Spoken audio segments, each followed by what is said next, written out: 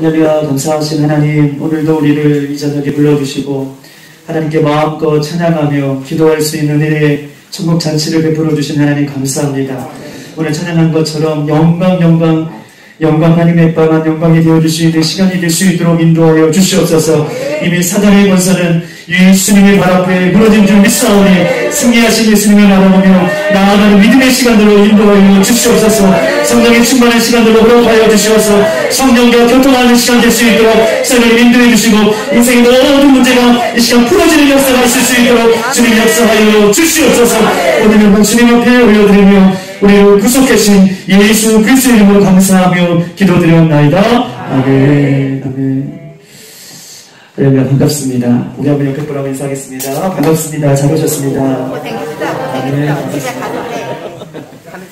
네, 반갑습니다. 잘하셨습니다. 오늘 하나님의 말씀은 우리 에스겔 17장에 있는 말씀입니다.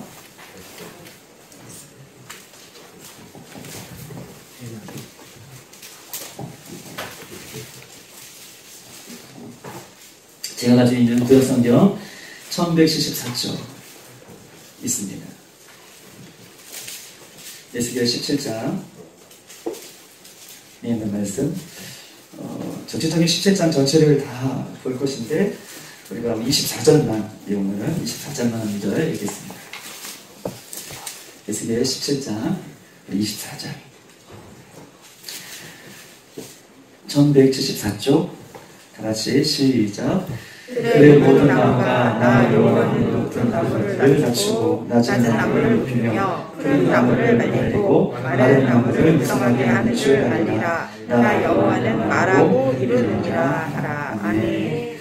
나 여호와는 말하고 이루느니라 하라. 아멘.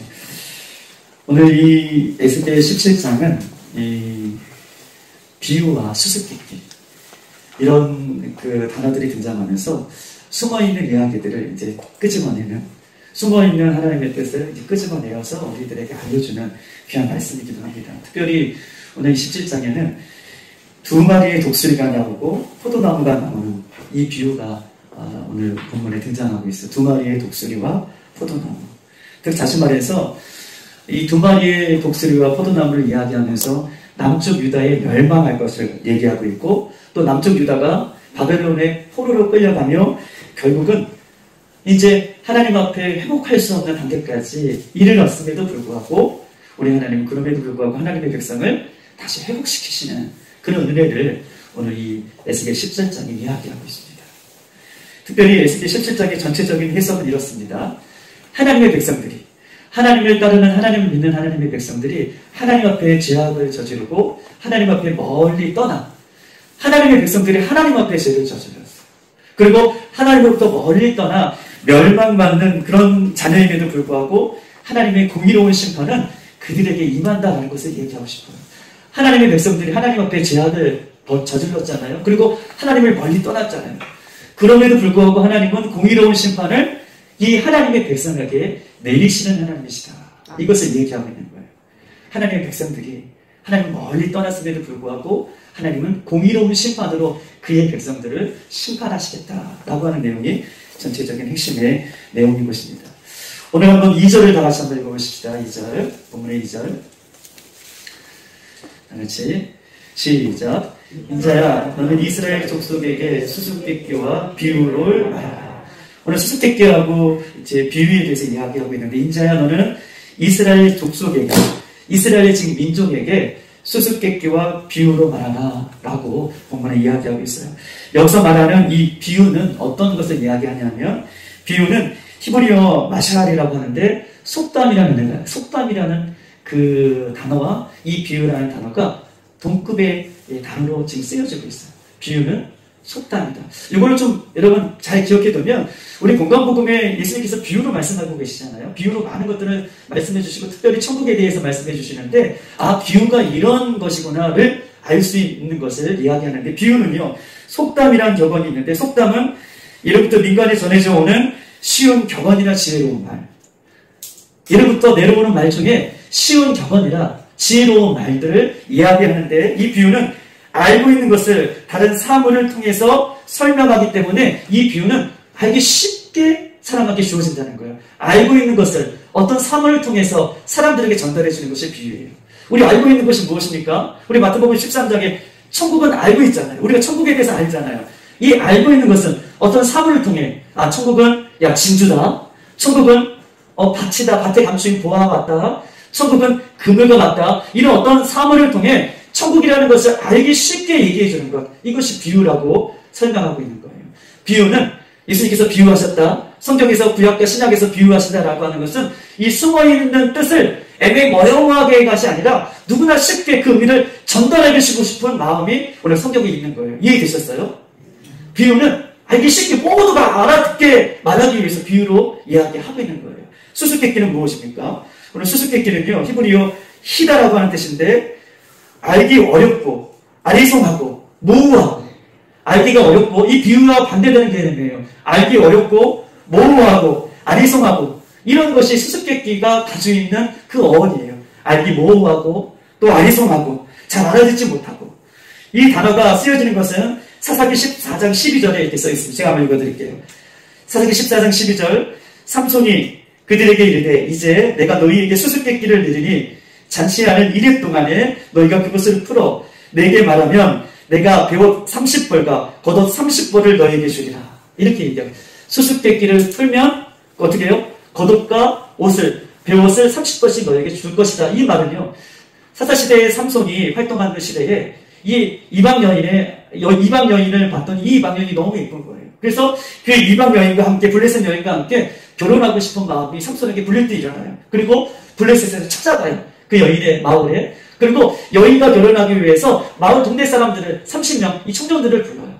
그리고 나서 청년들에게 자칫날 이렇게 얘기하는 거예요. 야, 네 자칫날 오늘 좋은 날인데 내가 너희들에게 수수께끼 하나 낼게. 이 수수께끼를 맞히면 내가 너희들에게 옷 30벌을 주고, 너희들이 이 수수께끼를 못 맞히면 너희가 나에게 옷 30벌을 다오. 라고 이렇게 수수께끼를 냅니다. 그런데 이 수수께끼를 그 청년들이 맞췄을까요? 못 맞췄을까요? 어떻게 이렇게 잘하세요? 청년들이 못 맞춰요. 그러니까 어떻게 얘기하냐면 그 삼손의 여인, 결혼한 여인 아내를 지금 어떻게 결박해요. 겁박해요. 여인을 불러다가, 야, 너 블레셋 여인 아니야? 너 우리 편이지? 너 이 수수께끼를 삼손에게 잘 얘기해서 이 수수께끼 문제를 내가 우리들이 풀 수 있도록 해. 그렇지 않으면 너 여인의 집, 아버지의 집을 불살릴 거야. 그리고 너희를 못 살게 둘 거야. 라고 겁박을 해요. 그리고 그 여인이 삼손에게 얘기해서 그 문제를, 수수께끼를 알아내요. 그리고 그 사람들에게, 그 청년들에게 그 답을 알려줍니다.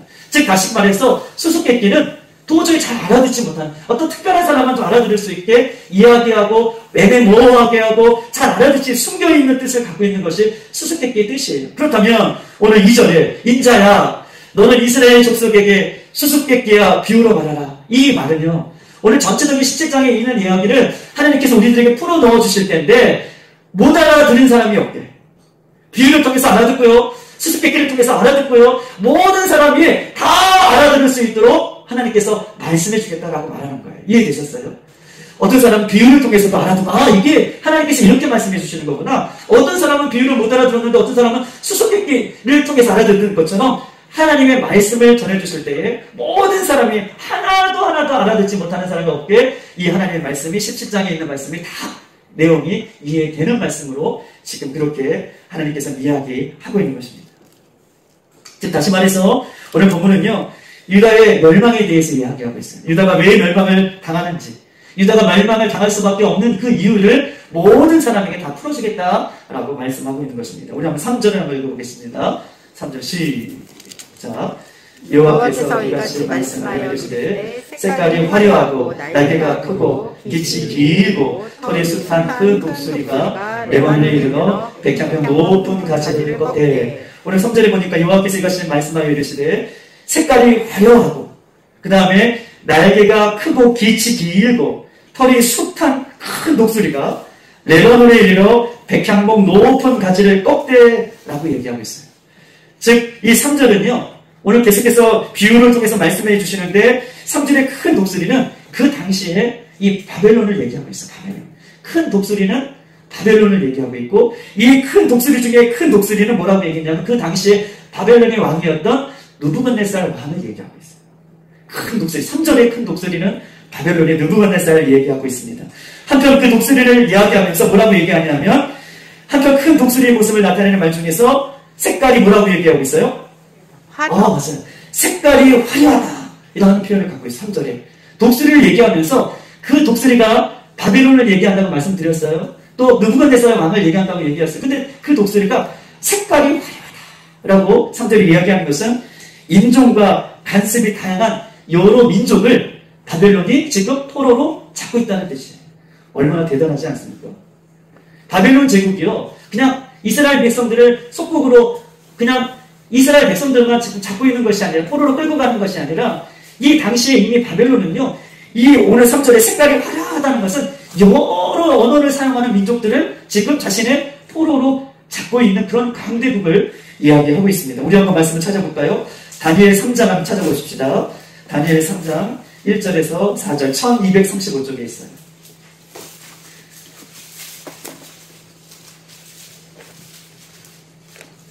다니엘 3장 1절에서 4절 오늘 말씀 몇 건데 좀 찾아볼 건데 다시 한번 이렇게 찾아보십시다. 1235쪽 3장 1절에서 4절 제가 한 절 읽고 여러분 한 절씩 읽겠습니다. 1절부터 4절 느부갓네살 왕이 금으로 신상을 만들었으니 높이는 60규빗이요 넓이는 6규빗이라 그것을 바벨론 지방의 두루 평지에 세웠더라. 느부갓네살 왕이 사람을 보내어 총독과 수령과 행정관과 부사와 재무관과 재판관과 법률사와 각 지방 모든 관원을 느부갓네살 왕이 세운 신상의 낙성식에 참석하게 하니 이에 총독과 수령과 행정관과 부사와 재무관과 재판관과 법률사와 각 지방 모든 관원이 느부갓네살 왕이 세운 신상의 낙헌식에 참석하여 느부갓네살 왕이 세운 신상 앞에 서니라. 4절 선포하는 자가 크게 외쳐 이르되 백성들과 나라들과 각 언어로 말하는 자들아 왕이 너희 우리에게 명하나니. 지금 4절에 뭐라고 있었어요? 낙헌식 날 금신상을 만들고 이 금신상에 대한 부분들을 지금 소개하면서 너희들은 이 금신상에게 이제부터 절할 것을 이 금신상이 이 바벨론의 우상인 것을 선포하면서 뭐라고 얘기하고 있어요? 4절에 선포하는 자가 크게 외쳐 이르되 백성들아 들으라 나라들아 각 언어로 말하는 자들아 여기서 각 언어로 말하는 자들아 라고 하는 것이 아까 우리가 말했던 색깔이 화려한 독수리 색깔이 화려하다는 것은 이미 바벨론은요 강대국 중에 강대국을 얘기하고 있어요. 얼마나 많은 나라들을 이미 포로로 잡고 있는지에 대해서 3절은 이야기하고 있는 것입니다. 우리 한번 또 돌아가십시다. 에스겔 17장으로 그리고 3절에 보니까 날개가 크고 깃이 어떻다? 3절에 보십시오. 날개가 크고 깃이 길다. 날개가 크고 깃이 길다라고 하는 말은요. 이 느부갓네살의 권세가 아주 어마어마하다. 느부갓네살 왕이 가지고 있는 권세가 정말 이 권세가 있는 모든 사람들에게 미칠 만한 그 권세가 있다는 것을 지금 이야기하고 있어요. 그리고 털이 숱하다라고 얘기했어요. 털이 숱하다. 털이 많다는 것을 얘기해요. 털이 많다는 것은 그가 가지고 있는 군대가 어마어마하게 많다. 그의 수가 어마어마하게 많다라고 얘기하면서 이 바벨론은요. 그냥 나라가 아니에요. 이미 범접할 수 없는 나라들이 범접할 수 없는 나라인 것을 기억하고 그 나라가 지금 애국을 이스라엘을 지금 어떻게 해요? 속국으로 지금 포로로 잡고 있는 그냥 희망이 없고 소망이 없는 그 모습을 계속해서 우리에게 말씀하고 있는 것입니다. 그러면서 4절 이렇게 얘기하고 있어요. 3절과 4절 아주 크고 깃털이 아주 길면서도 색깔이 화려한 깃털 가진 독수리 그 한 마리가 이 레바논에 가서 백향목 끝을 돋은 연한 가지를 끝을 꺾어 장사하는 상인의 성읍에 심었더라라고 얘기하고 있어요. 한번 4절을 한번 읽어보십시다. 4절 시작. 그 연한 가지 끝을 꺾어가지고 장사하는 땅에 이르러 상인의 성읍에 두고 심었다. 레바논과 백향목을 여기서 이야기하고 있는데 레바논과 백향목은 남쪽 유다 전체를 이야기하고 있어요. 레바논, 백향목. 3절에서 이야기하는 레바논과 백향목은 남쪽 유다예요. 그것을 꺾었다라고 얘기해요. 심었는데 어디다 심었냐 하면 바벨론에 심었다라고 얘기해요. 여기서 보면 4절에 이르러 상인의 성읍에 두고 상인의 성읍에 두었다는 것은 바벨론 땅에 그 유다 백성들을 심었다. 포로로 끌려갔다.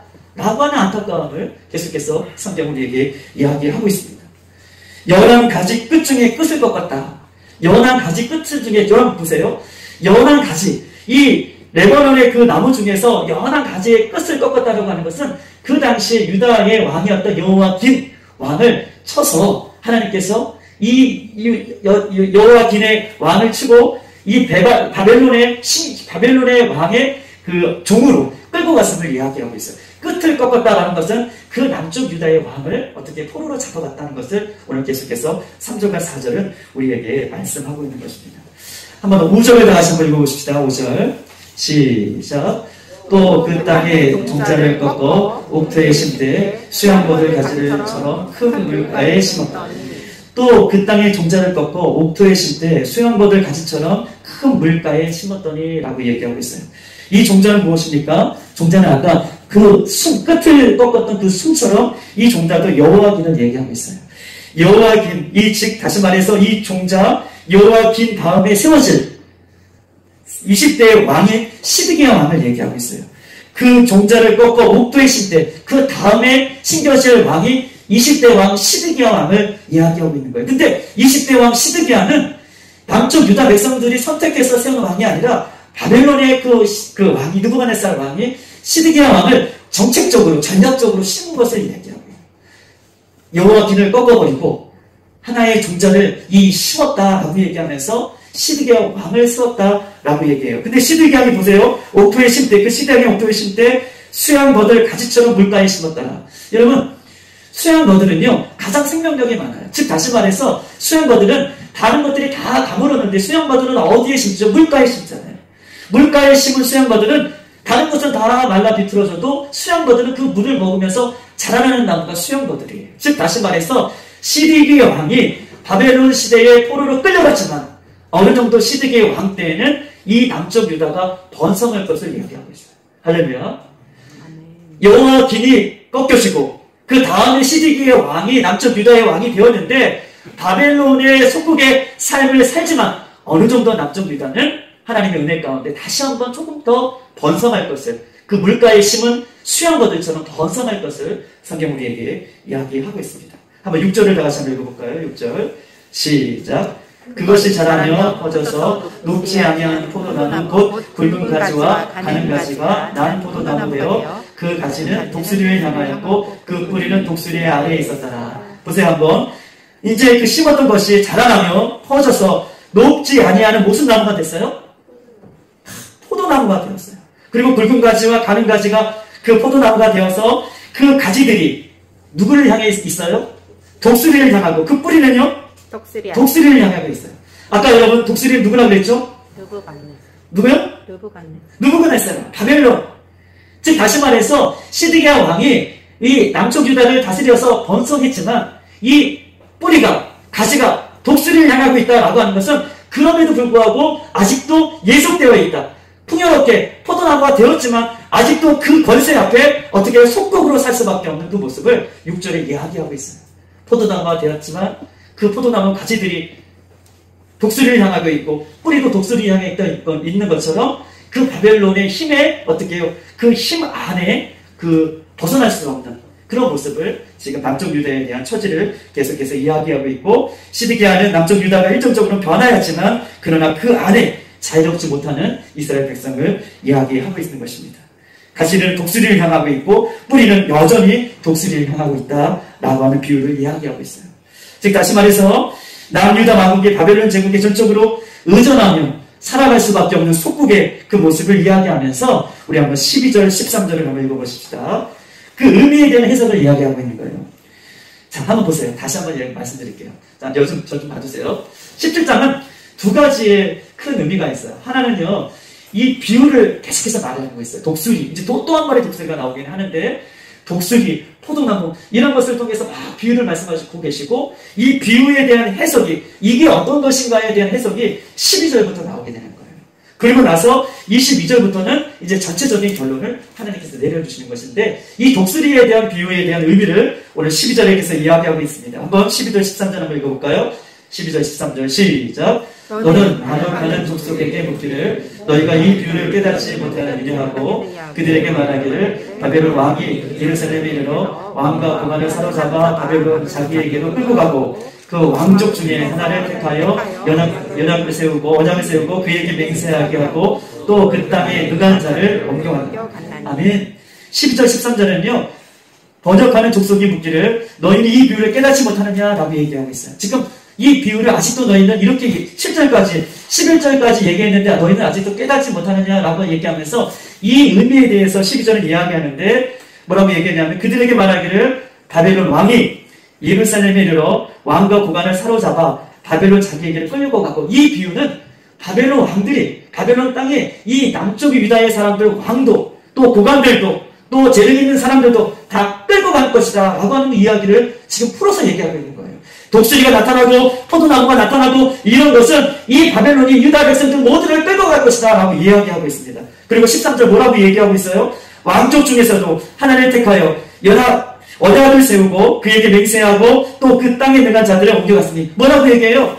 우리가 1차 때는 다니엘을 끌고 가고 2차 때는 누굴 끌고 가요? 에스겔을 끌고 갔던 것처럼 유명하고 유능한 사람들 모두를 이 바벨론이 다 끌고 갈 것이다 라고 하는 것을 12절 13절에 그 뜻을 해석하고 있는 거예요. 제가 열심히 마음에 이걸 내가 언어의 능력만 좀 더 많이 쓰면 좋았을 텐데 여러분 좀 이해되셨어요? 네. 독수리하고 포도나무를 양겨하면서 12절 13절에 그 의미를 얘기하고 있을 거예요. 그 의미들은 이제 이스라엘 백성들을 끌고 바벨론에 갈 텐데 왕부터 시작해서 유능한 모든 사람들을 다 끌고 간다는 의미다 라고 그 의미를 부여해주고 있는 것입니다. 우리 한번 찾아보십시다. 열왕기하 24장 6절과 8절 우리 605쪽에 있습니다.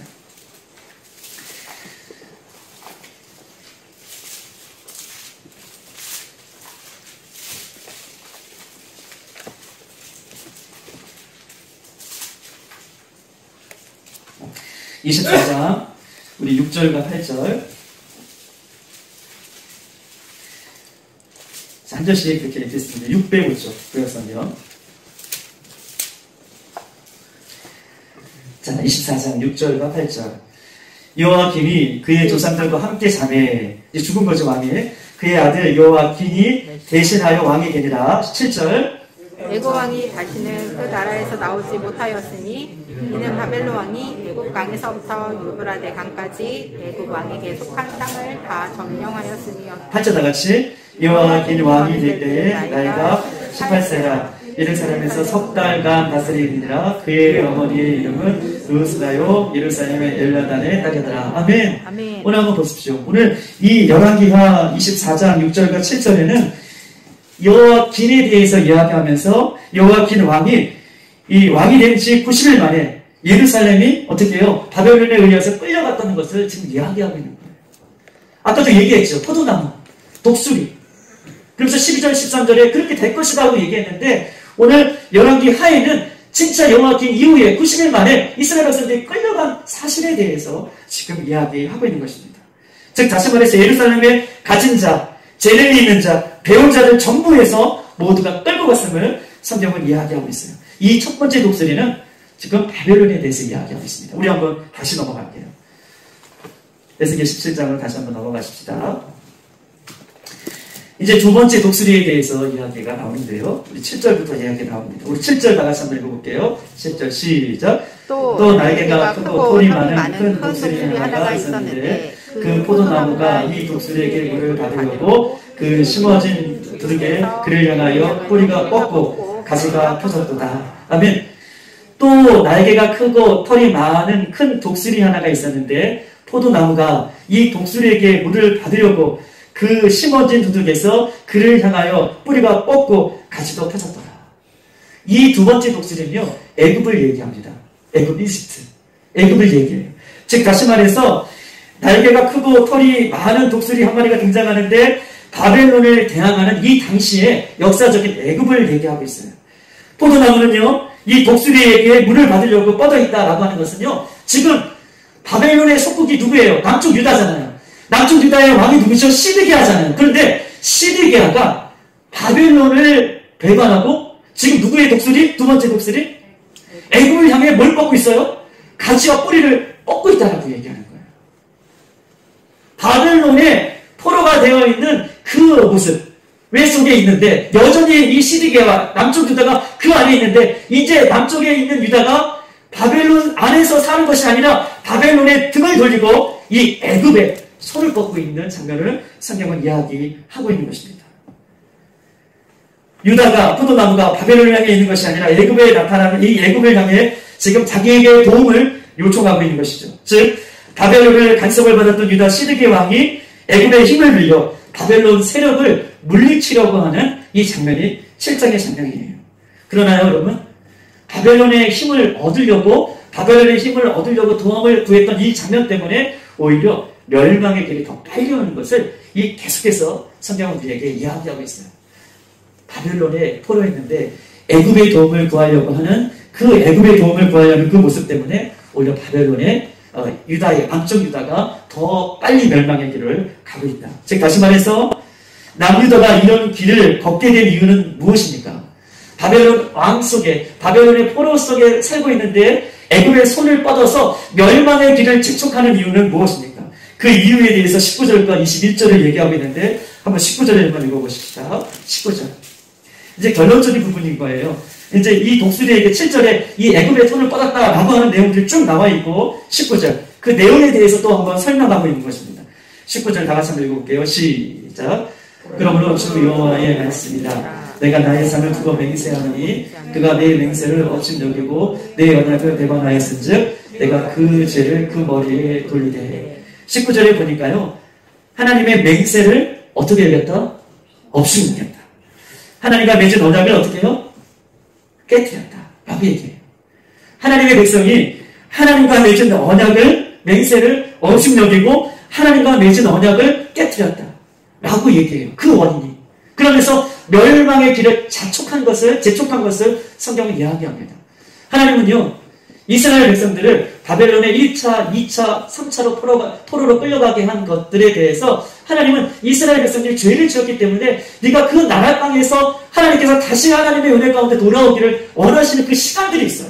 하나님은 때로는 사람의 막대기와 지팡이로 인하여서 우리를 치기도 하시면서 우리가 하나님 앞에 돌아오기를 원하시는데 하나님은 이 땅에 바벨론이라는 나라를 들어서 이스라엘을 멸망의 땅으로, 멸망하는 나라로 만들기 위한 것이 아니라 바벨론 땅에 들어가서 그들이 하나님의 나라를 바라보며 하나님의 약속을 바라보며 그의 신앙이 회복되기를 원하시는 거예요. 아멘. 그러면 바벨론 땅에 있으면서 힘들고 어렵지만 그 가운데 하나님의 약속을 붙들어 가야 되잖아요.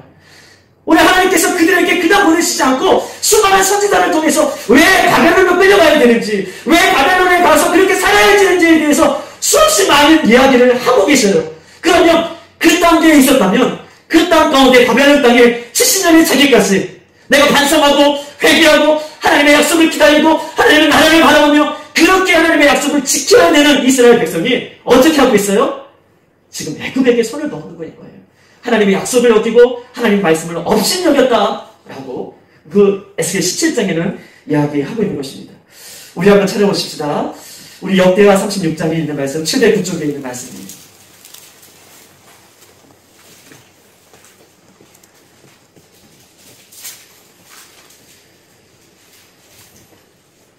역대하 36장 12절. 왜 이스라엘 백성들이 더 구체적으로 빨리 망하게 된지에 대해서 지금 이야기하고 있어요. 그 원인에 대해서 하나님의 맹세를 없인 여기고 하나님께 맺은 언약을 깨뜨렸다라고 하는 것에 대한 구체적인 이야기를 하고 있는 것입니다. 12절 다 같이 한번 읽어볼까요? 시작. 그의 하나님 여호와 보시기에 악을 행하고 선지자 예레미야가 여호와의 말씀으로 일러도 그 앞에서 겸손하지 아니하였으며. 그의 하나님 여호와가 보시기에 악을 행하고, 구체적인 것을 얘기하고, 선지자 예레미야가 여호와의 말씀을 일러도 그 앞에서 겸손하지 아니하였다.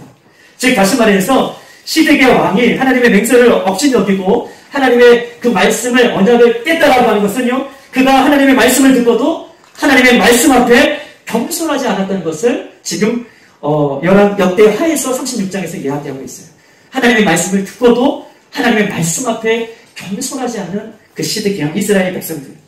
우리 한번 13절을 다 같이 한번 읽어보십시다. 오늘 역대하 그 장이에요. 13절 시작. 또한 느부갓네살 왕이 그를 그의 하나님을 가리켜 맹세하게 하였으나 그가 왕을 배반하고 목을 곧게 하며 마음을 완악하게 하여 이스라엘 하나님 여호와께로 돌아오지 아니하였다. 여러 가지 방법을 여러 사람을 통해서 이렇게 말씀을 해주심에도 불구하고 이스라엘 백성들이 오히려 그 말씀을 듣고도 마음이 완악하게 되어서 하나님 앞에 돌아와야 되는데 하나님 앞에 돌아오지 않는, 지금 이들이 지금 포로의 정말 어려운 상황을 지금 맞고 있잖아요. 앞이 안 보이는, 미래가 없는, 비전이 없는, 내일은 어떻게 살아갈지 모르는 그런 암흑한 시대에 살고 있으면 하나님 앞에 돌아오고 하나님 앞에 나아가야 할 백성이 하나님의 말씀을 듣고도 오히려 마음이 강팍해지고 하나님의 말씀을 듣고도 하나님 앞에 돌아오지 않는 구체적인 죄악에 대해서 본문은 우리에게 이야기하고 있는 것입니다. 16절을 다 같이 한번 읽어볼까요? 16절 시작. 그의 백성이 하나님의 사신들을 비웃고 그의 말씀을 멸시하며 그의 선지자를 욕하여 여호와의 진노를 그의 백성에게 미치게 하여 회복할 수 없게 하였으므로, 여호와의 사신들이, 여호와의 하나님께서 말씀을 주시는 그 선지자들이 돌아올 것을 이야기하지만 그 돌아옴의 외침의 소리에 대해서 어떻게 해요? 듣지 아니하고 오히려 그들의 말씀을, 하나님께서 주신 그 말씀을 무시했던 그들에게 멸망이 가속된 것을 성경 계속해서 우리에게 이야기하고 있는 것입니다.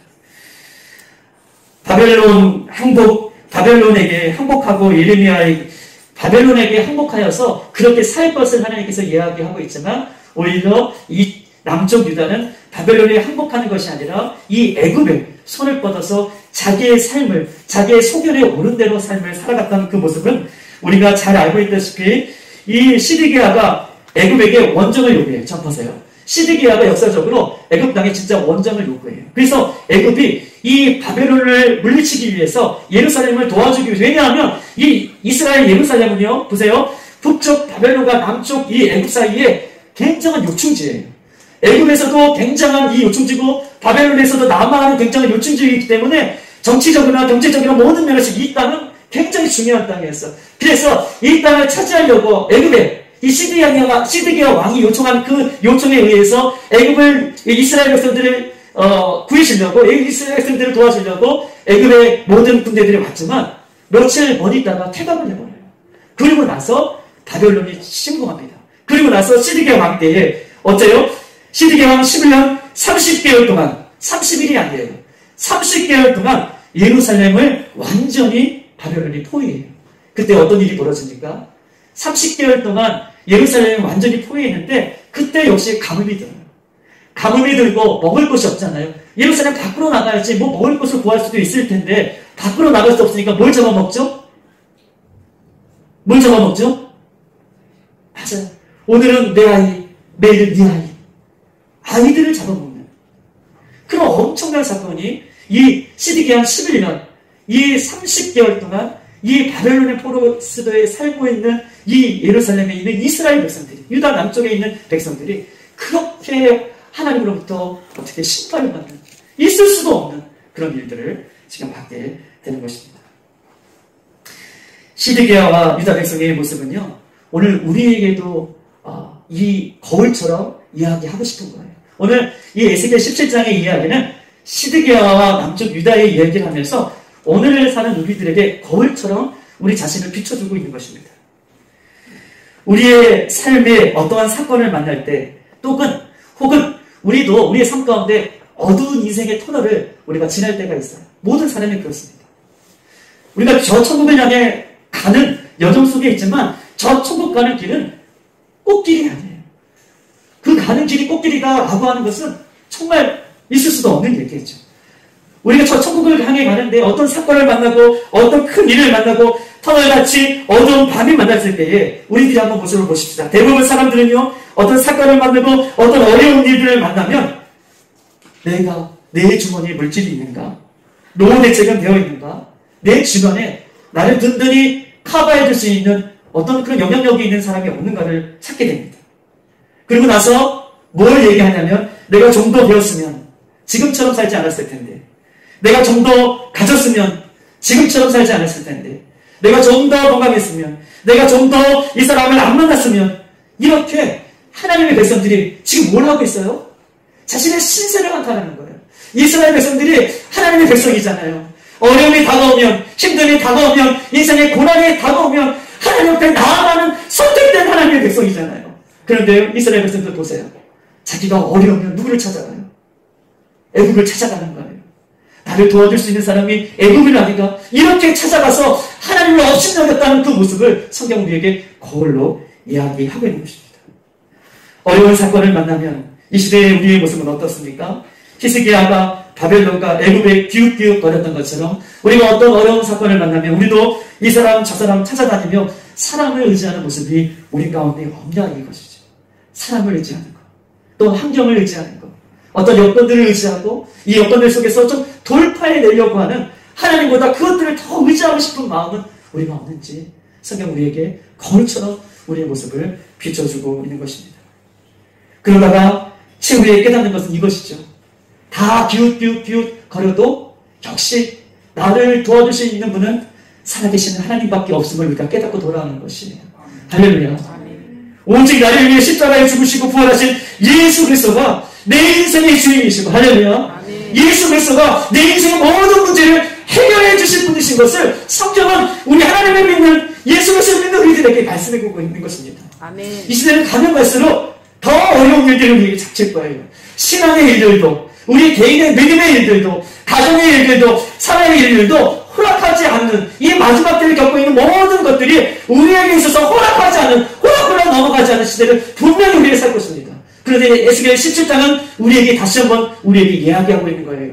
어려움이 찾을 때 우리들은 누구 앞에 서느냐? 어려움이 올 때 우리는 누구를 찾아가느냐? 이 이야기를 성경은 우리에게 말씀하고 있는 것입니다. 시드기야 왕과 이 유다의 백성들은요, 하나님의 앞에 소망을 두고 살아가는 것이 아니라 자기의 방법대로, 자기의 경험대로 그렇게 살아가요. 우리 한번 22절, 23절을 한번 다 같이 읽어볼까요? 17장 다시 넘어가서 22절, 23절. 같이 결론입니다. 22절, 23절. 시작. 주 여호와께서 이같이 말씀하시되 내가 백향목 꼭대기에 높은 가지를 꺾어다가 심으리라. 내가 그 높은 새 가지 끝에서 열한 가지를 꺾어 높고 우뚝 솟은 산에 심되 이스라엘 높은 산에 심으리니 그가 그 가지가 무성하고 열매를 맺어서 아름다운 백향목이 될 것이요 각종 새가 그 아래 깃들며 그 가지 그늘에 살리라. 아멘. 여기 22절 보면 소망의 말씀을 주세요. 너희들이 그렇게 살아가지만, 여러분 보세요.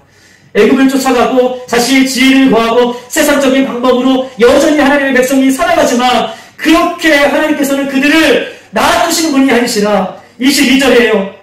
열한 세 가지 끝에서, 세 가지 끝에서 열한 가지를 꺾고 높고 우뚝 솟은 산에 심되 하나님께 심으신다는 거예요. 그 열한 가지가 누굽니까? 앞으로 오실 메시아 예수 그리스도를 이야기하는 것이잖아요. 너의 힘으로는 살 수 없지만, 너의 방법으로는 한계가 있지만 그 앞으로 오실 메시아 예수님, 나의 인생의 구원자, 그 예수님을 심고 그 예수님의 가지가 어떻게 해요? 나와 넓은 무성한 열매를 맺는 그 나무가 되어서 백향목이 되어서 모든 새와 모든 것들이 깃들 수 있는 그런 구원의 나무가 될 것이다 라고 소망의 말씀을 주시는 거예요. 할렐루야.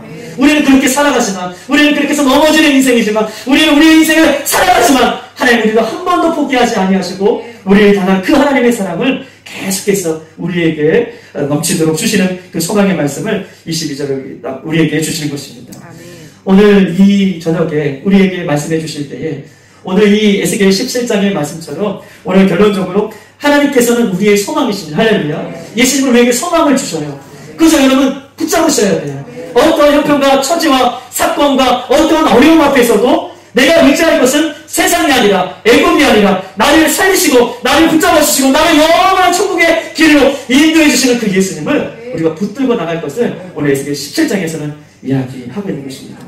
우리 모두가 주님 다시 오시는 그날까지 나의 지혜와 나의 것으로 또 사람을 의지하지 말고 예수님 안에서 온전히 구하며 그 끝을 예수님 앞에 두며 예수님께서 원하시는 인생, 이제는 내 것을 취하기 위해서 하나님을 믿는 인생이 아니라 하나님 나의 인생을 좀 도와주세요 라고 해서 하나님을 믿는 인생이 아니라 하나님께서 내 삶에 행하시는 모든 것을 인정하시고, 아멘. 내 것을 열어보세요. 내 것을 성취하기 위해서 하나님을 믿는 인생이 아니라 하나님께서 내 삶의 모든 것을 행하실 것을 인정하시고, 때로는 복을 주시기도 하시고, 때로는 연약하게도 만드시고, 때로는 아프게도 만드시고, 때로는 어떤 길로 나의 인생 가운데 서게 하실지라도 그것이 하나님이 하셨다는 것을 내가 인정하는 마음으로 하나님께 나아가서 끝까지 예수님을 붙드는 저와 여러분의 삶이 되기를 주님의 이름으로 축복합니다. 아멘. 할렐루야. 아멘. 이해되셨어요? 아멘. 어려웠던 부분인데 잘 이해하셨습니다. 오늘 잠시 한번 몇 가지를 놓고 기도하도록 하겠는데요. 우리 여호와 앞에 돌아가자 이 찬양 한번 하시고요. 우리 하나님 앞에 백성은 바벨론의 포로로 끌려갔지만 그 하나님 앞에 돌아가고 하나님 앞에 나아가는 것이 아니라 어떻게든 인간적으로 살아보려고 애굽에 화친하고 애굽에 손을 내밀어 오히려 하나님의 심판이 더 가중되는 하나님의 백성이 하나님 앞에 눈을 돌리고 하나님 앞에 돌아가지 않는 그 이스라엘 백성들을 보면서 하나님은 안타까워하시면서도 오늘 예수 그리스도를 그 연약한 백성들에게 다시 한번 주심으로 그 예수 그리스도를 통하여 영원한 구원의 삶을 우리들에게 허락하여 주셨던 참 좋으신 하나님의 마음을 기억하고 하나님 이 시간 기도할 때 하나님의 말씀보다 내가 더 의지했던 것 하나님 애굽과 바벨론의 모습을 회개합니다. 회개하고 돌아올 수 있도록 인도해 주시옵소서. 하나님은 그 다시 우리를 일으켜 세우신 것들을 기대합니다. 하나님의 말씀보다 내가 의지했던 것이 무엇인지를 주님 알게 하여 주시고 깨닫게 하여 주시어서 회개하며 주님 앞에 돌아갈 때에 주님께서 우리를 붙들어 주시고 우리를 세워 주시는 줄을 믿습니다. 주여 한번 더 기도합니다. 주여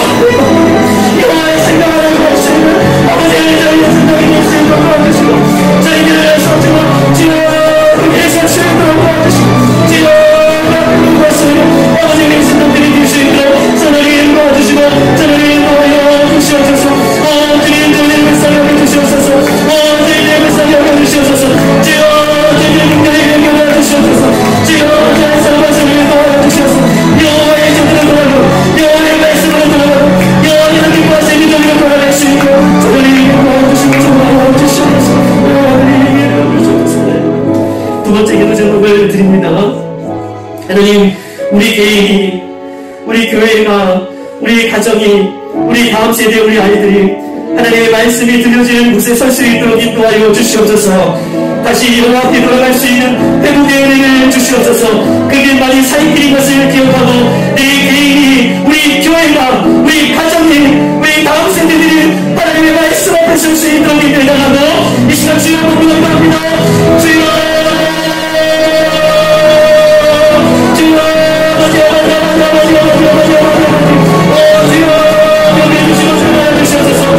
이 시대에 하나님의 자식의 십자가의 말씀을 통하여서 우리에게 너무너무 보여주셨던 것처럼 하나님 아버지의 개인인데 하나님 앞에 돌아갈 수 있도록 도와주시옵소서. 우리 교회가 우리 불나던의 교회가 하나님께서 지금까지 함께 하셨고 앞으로도 함께 하실 것이고 영원히 함께 하신 그 약속의 하나님의 말씀을 기억하고 날마다 하나님 앞에 돌아가며 날마다 하나님께서 기뻐하시는 자리에 아버지 서서 이 노아의 경제 시대를 함께 하여 주시옵소서. 아버지 하나님 특별히 우리 가족들을 기억하여 주시고 우리 가족들의 하나님 말씀으로 돌아가게 하여 주시고 그들의 자리에 돌아가게 하시고 그들의 자리에 돌아갈 수 있도록 도와주시고 우리 사랑하는 다음 세대의 주님 하나님 말씀 가운데 들어가며 하나님 기뻐하시는 자리에 서며 하나님 기뻐하시는 것을 가운데 회개하며 나아갈 수 있도록 그 마음의 성령의 은혜를 베풀어 주시고 도와여 주시옵소서. 그게 나의 살길이고 그게 나의 은혜이고 그게 나의 생각인 것을真理로 본받아 나아갈 수 있도록 성령의 은혜를 주시고 도와여 주시옵소서. 우리 마지막으로 기도합니다. 하나님, 오늘 시간 짧게 기도할 때에 하나님 이 기도의 시간이 성령의 충만한 은혜의 시간 되게 하여 주시옵소서. 바다의 다른 방에 성령을 내가 임하였던 것처럼 아버지 우리 이 시간에 임하여 주시고 우리 인생의 모든 문제들이 풀려가게 해 주시옵소서. 연약한 육체가 회복되게 해 주시옵소서. 막길이 열어지게 해 주시옵소서. 성령의 충만한 은혜를 많이 받아주고 이 시간 주여 기도합니다. 주여